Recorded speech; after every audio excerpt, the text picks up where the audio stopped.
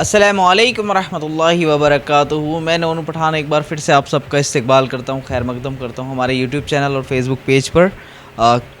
جیسے کہ آپ سب جانتے ہیں کہ ہم اسلامک سوال جواب کرتے ہیں مفتی صاحب سے, اور آج بھی کچھ سوال ہیں اور مفتی صاحب اپنا قیمتی وقت لے کر آئے. مفتی صاحب کا ہم استقبال کرتے ہیں, خیر مقدم کرتے ہیں. اس سے مفتی صاحب بہت سارے لوگ ہم سے ملاقات کر رہے ہیں, وہ کہہ رہے ہیں بہت فائدہ ہو رہا ہے, اور مفتی صاحب کے ساتھ جو آپ نے چینل بنایا ہے اس سے ہمیں بہت کچھ سیکھنے کو مل رہا ہے. تو انشاءاللہ جو ہماری کوشش ہے وہ کامیاب ہوتی جا رہی. جو ہماری سوچ ہے کہ لوگوں تک جو چھوٹے چھوٹے مسئلے مسائل ہیں وہ پہنچیں,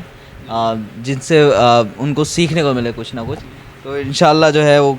کافی اچھا لگتا ہے. تو جیسے کہ ہم سوال ہمارے پاس آج بھی کچھ ہیں, تو جس میں سے آج سب سے پہلا سوال یہ ہے, مردار جانور کسی غیر مسلمان کو دے سکتے ہیں؟ جیسے اکثر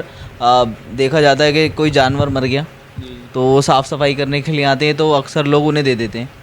کیا آپ لے جائیں؟ بسم اللہ الرحمن الرحیم. دیکھیے, مردار کا کھانا ایمان والا ہو غیر ایمان والا ہو سب کے لیے ناجائز ہے. اس کی حرمت قرآن کریم سے ثابت ہے. انما حرم علیکم المیتۃ والدم ولحم الخنزیر, یہ قرآن کریم کی آیت سورہ مائدہ کے اندر ہے. تو اس سے اس کی حرمت صاف ثابت ہے کہ مردار نہ ہم کھا سکتے ہیں نہ کسی غیر کو دے سکتے ہیں. یہ نہ سمجھے کہ مسلمان کہ ہم نہیں کھا سکتے تو غیر ایمان والوں کو دے دو وہ کھا لے, ان کے لیے بھی مردار کا کھانا جائز نہیں. اور غیر ایمان والا تو دور کی بات, کسی دوسرے جانور کو بھی مردار ہم کھانے کے لیے دے نہیں سکتے ہیں. مثال کے طور پر بہت سارے لوگ چوہا مار کر کے بلی کے سامنے رکھ دیتے ہیں, کتے کے سامنے, تو یہ بھی جائز نہیں ہے مردار کسی جاندار کو کھلانا. یا تو اگر آپ چوہا مر جائے تو آپ اس کو ایسے ڈال دیں ایک طرف کو, وہ بلی خود سے آگے کھا لے, یہ کتا خود سے آگے کھا لے تو ٹھیک ہے, لیکن اس کے آگے رکھنا جائز نہیں ہے. جب جانوروں کو نہیں کھلا سکتے ہیں تو پھر دوسرے انسانوں کیسے ہم کھلا سکتے ہیں؟ اس لیے کسی غیر ایمان والے کو مردار جانور دینا, چاہے مرغی مر جائے کچھ بھی مر جاؤ کہ بھئی چلو یہ کھا لیں گے, تو یہ دینا جائز نہیں ہے. اس سے انسان کو بچنا چاہیے, احتراز کرنا چاہیے. مفتی صاحب, ہمارا اگلا سوال یہ ہے کہ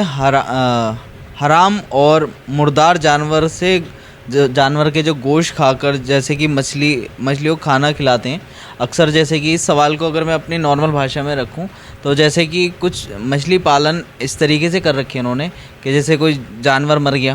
کوئی بکرا مر گیا, تو اس کو ڈیر میں ڈال دیتے ہیں, وہ مچھلی کھا لیتی ہیں. تو وہ جیسے کہ آپ نے کہا کہ بھائی مردار ہے اس کو کھانا ہم نے دیا, تو یہ سوال پہلا والا تھا. تو اسی طریقے سے کافی لوگ مچھلی پالن کر رہے ہیں تو انہیں مردار جانور کھلاتے ہیں. مرغے ہوتے ہیں, ان کے جو خراب جیسے آتے وغیرہ ہوتی ہیں, خراب جو حصہ ہوتا ہے باڈی کا, ان کو مچھلیوں کو ڈال دیتے ہیں. اور تو وہ جو مچھلی ہے کیا وہ ہم کھا سکتے ہیں؟ دیکھیے, یہ سوال بھی مناسب سوال ہے کہ بہت سارے لوگ مچھلی پالن کرنے والے مردار جانور کھلاتے مچھلی کو. تو اولاً تو اس طرح یہ کاروبار کرنا جائز نہیں, مردار کھلا کر کے مچھلی کو پالنا ہی جائز نہیں. اور مچھلی کے بارے میں سوال یہ ہے کہ اگر ہم مچھلی کے بارے میں دیکھیں گے کہ جس مچھلی کے اندر مردار کھانے کی وجہ سے یا حرام غذا کھانے کی وجہ سے بعض علاقوں میں جو ہے جانور کی نجیس بھی کھلاتے, بیٹ وغیرہ, جیسے کتے کا ہی خنزیر کی جو ہے غلاظت کھلاتے ہیں, اس کے اوپر جال پر ڈال دیتے ہیں جہاں مچھلی پالتے ہیں, اور اس کے اوپر سے کتے کی غلاظت اور خنزیر کی غلاظت وغیرہ جسے پاخانہ کہتے ہیں وہ کھلاتے ہیں. تو اگر مچھلی کو وہ کھلا رہے ہیں اور مچھلی کے کھلانے کی وجہ سے, اب اس کے کھانے کے بارے میں کہ مچھلی کھانا کیسا ہے,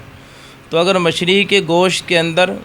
اس حرام مردار کھانے کی وجہ سے اور حرام غذا کھانے کی وجہ سے اس کے گوشت میں اگر بدبو آ گئی تو پھر اس مچھلی کا کھانا جائز نہیں ہے. اس مچھلی کا کھانا جائز نہیں, اس کا کاروبار کرنا بھی جائز نہیں. لیکن اگر مچھلی کھانے سے پہلے کچھ روز اس مچھلی کو اس حرام غذا سے بچا کر کے رکھیں اور حلال غذا کھلائیں, اور حلال غذا کھانے کی وجہ سے اس کی بدبو زائل ہو جائے, مچھلی کے گوشت میں سے بدبو نہ آئے, تو پھر اس کا کھانا جائز ہے. لیکن اگر بدبو آتی رہے تو پھر اس کا کھانا جائز نہیں. اس سلسلے میں اس بات کا خاص طور سے دھیان رکھیں. مفتی صاحب, ہمارا اگلا سوال یہ ہے, جفتی کا کاروبار اور اس سے کی گئی کمائی کا حکم. یہ لفظ جفتی لفظ ہے, اور عام طور سے یہ ایک اردو کا لفظ ہے, ہر آدمی سمجھ بھی نہیں پائے گا. جفتی آپ نے سوال کیا ہے, جفتی یعنی کوئی انسان اپنا مادہ جانور، مادہ میں چاہے بکری ہو یا بھینس ہو یا گائے ہو، کسی اس انسان کے پاس لے کر کے جائے جس کے پاس نر جانور ہو، بکرا ہو یا بھینسا ہو یا بیل ہو، اور اس کے پاس لے جا کر کے اپنی مادہ جانور کو اس کے نر جانور سے ملوائے، اس وجہ سے تاکہ نر جانور کے ملنے کی وجہ سے اس جانور کے بچے پیدا ہوں اور اس سے دودھ وغیرہ ہوں، تو یہ کاروبار جائز نہیں ہے کاروبار کی شکل میں کہ اس پر پیسے لیں۔ جفتی کرانے کا عمل اللہ کے رسول صلی اللہ علیہ وسلم کی حدیث صراحتاً ہے اور آپ نے سختی سے منع کیا ہے۔ جفتی کرانے پر جو پیسے لیں یا لین دین کریں یہ جائز نہیں، کسی بھی صورت میں اس کا کاروبار بھی جائز نہیں۔ اور یہ سوال ابھی 3-4 روز قبل کی بات ہے، میرے پاس ایک صاحب نے فون کیا تھا اور اس کے اندر اس کی دلیل یہی تھی کہ ہم جانوروں کو غذا کھلاتے ہیں، پرورش کرتے ہیں، تو ہم اس کی غذا کی وجہ سے کہ ہم نے کھلایا پلایا اور اس کے اس عمل کی جفتی کی وجہ سے جو ہمارا نر جانور ہے وہ جفتی کرے گا تو کمزوری آئے گی، یقیناً مادہ منویہ کے خارج ہونے کی وجہ سے تو کمزوری آئے گی۔ اس بنا پر ہم غذا کھلاتے پلاتے خوراک کھلاتے اس بنا پر اگر ہم لیں تو میں نے سختی سے منع کیا، بھئی یہ عمل جائز نہیں ہے۔ اگر اس طرح پھر اور لوگ بھی کہیں گے کہ ہم دیگر کام کرتے ہیں، جوا سٹہ والے کہیں گے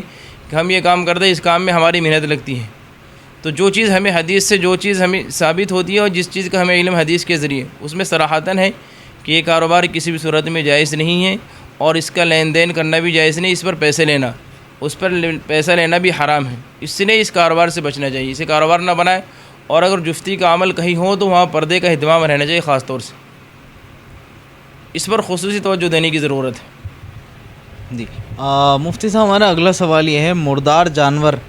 غیر مسلم کے ہاتھ بیچنا کیسا ہے؟ اکثر میں نے یہ بھی سنا ہے، میں نے خود سنا ہے اس بات کو کہ ہم لوگ تو حلال کر کے کھاتے ہیں لیکن غیر مسلم بنا حلال کرے کھا لیتے ہیں، جیسے جھٹکے کا، تو وہ کہتے ہیں کہ اگر جانور مر جائے تو انہیں دے دو، وہ تو کھا ہی لیں گے۔ جیسے بکرا مر جاتا ہے کسی کا، وہ بولے غیر مسلم کو دے دیتے ہیں، ان سے کچھ پیسے، وہ پیسے بھی دے دیتے ہیں، اکثر ہوتا ہے ایسا۔ دیکھیے، مردار جانور وہ مسلمان کا مال نہیں ہے، مردار جانور مسلمان کا مال نہیں، وہ مر گیا، وہ مسلمان کے قبضے میں نہیں ہے، وہ مال مسلمان کا نہیں، تو مردار جانور کو فروخت کرنا بھی جائز نہیں ہے اور اس پر جو رقم ہے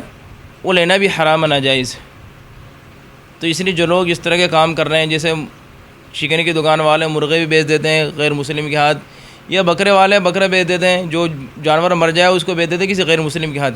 کہ بیچ دو کچھ روپے آ جائے، تو ان کا یہ عمل غلط ہے، ناجائز ہے، پیسے لینا جائز نہیں ہے، حرام ہے۔ اس لیے اس کام کے کرنے سے پہلے سوچیں، آپ جو جانور مر جائیں آپ اسے مٹی میں دبا دیں، کیونکہ پیسے سے لینا بھی جائز نہیں ہے، اور اس سے پہلے سوال آیا تھا کہ مردار کو ایسے کھلانا بھی جائز نہیں ہے، تو نہ فری میں دے کھانے کے لیے اور نہ پیسے لے کر کے، اسے آپ مٹی میں دبا دیں۔ مفتی صاحب، ہمارا اگلا سوال یہ ہے، جس کمرے میں اگر قرآن رکھا ہو تو اس کمرے میں بیوی سے ہم بستر ہونا کیسا ہے؟ اکثر لوگ جو ہیں جس روم میں رہتے ہیں اکثر قرآن بھی وہیں رہتا ہے، جیسے کہ میرے پیچھے بھی رکھا ہے قرآن، تو میں یہاں پر رہتا بھی ہوں نارملی، لیکن اکثر لوگ ایسے ہوتے ہیں جن کا بیڈ روم ہے تو وہ اپنے بیڈ روم میں رکھتے ہیں، قرآن بھی پڑھتے ہیں صبح اٹھتے ہی، تو اسی روم میں ہم بستر بھی ہوتے ہیں۔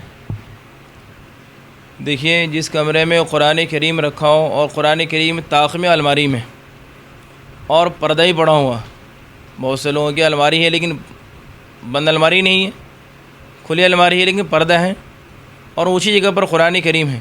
تو پھر اس میں ہم بستر ہونے کی اجازت ہے، بیوی سے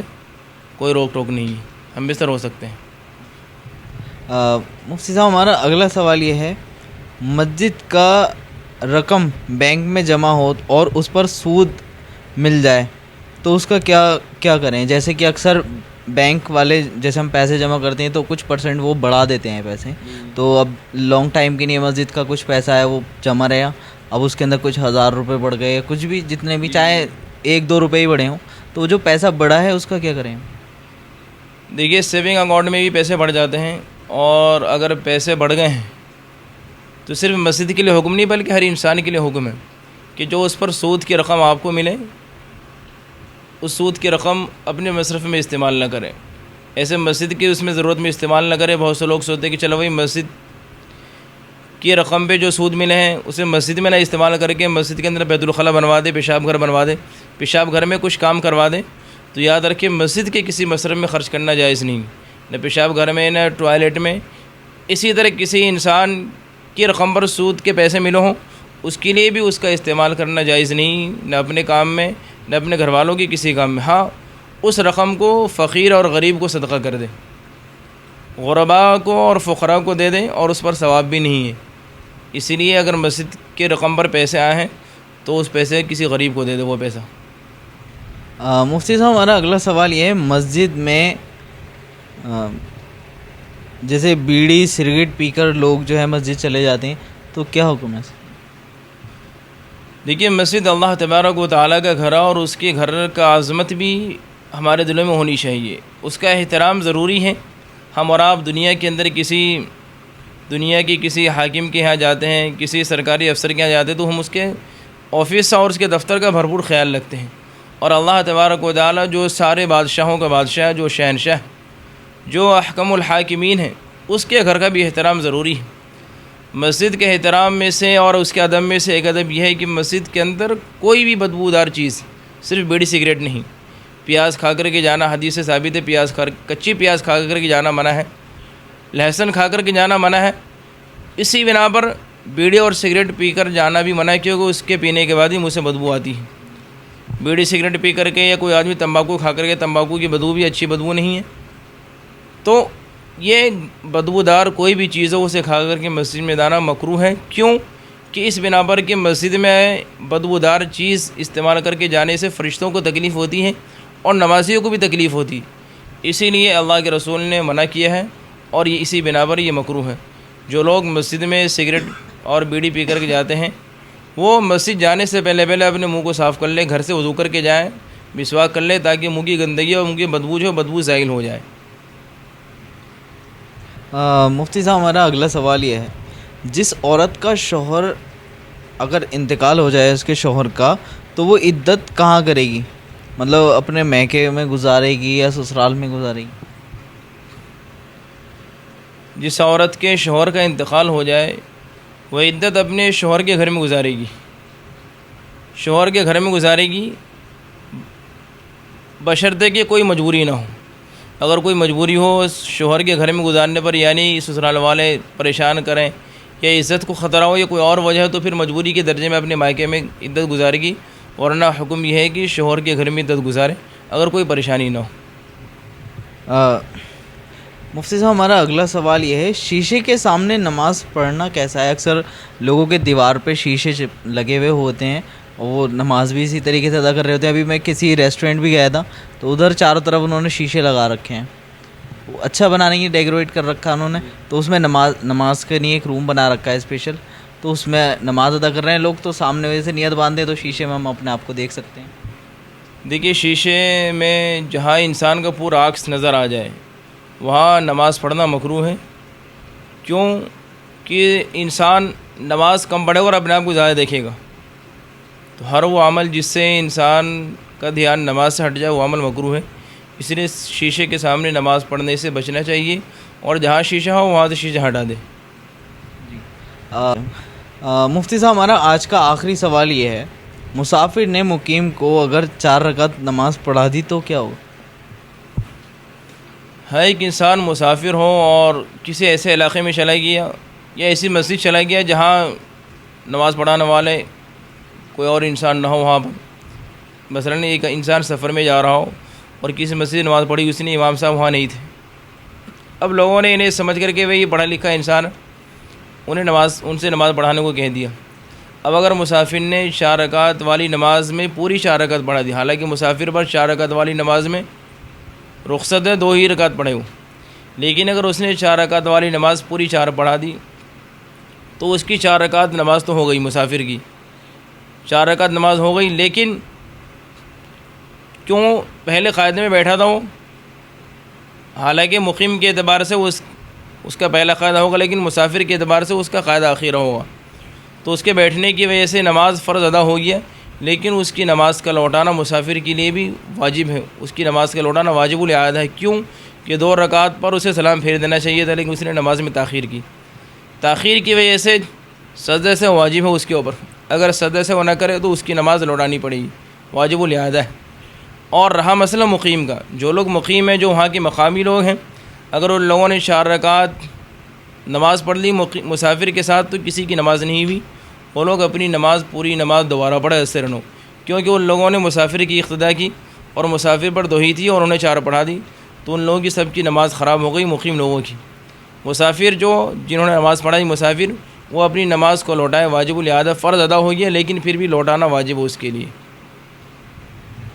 تو الحمدللہ آج کے جو سوال تھے وہ مکمل ہوئے، باقی آپ لوگ کمنٹ کریں، آپ کے جو بھی سوال ہوں انشاءاللہ مفتی صاحب سے ہم سوال رکھیں گے اگلی ویڈیو میں۔ تو تب تک کے لیے آپ اپنا دھیان رکھیں، نمازوں کی پابندی کریں اور اس ویڈیو کو زیادہ سے زیادہ شیئر کریں تاکہ اور لوگوں تک معلومات پہنچے، کیونکہ دین کی بات پھیلانا صدقہ جاریہ ہے۔ ملتے ہیں انشاءاللہ اگلی ویڈیو میں۔ السلام علیکم ورحمۃ اللہ۔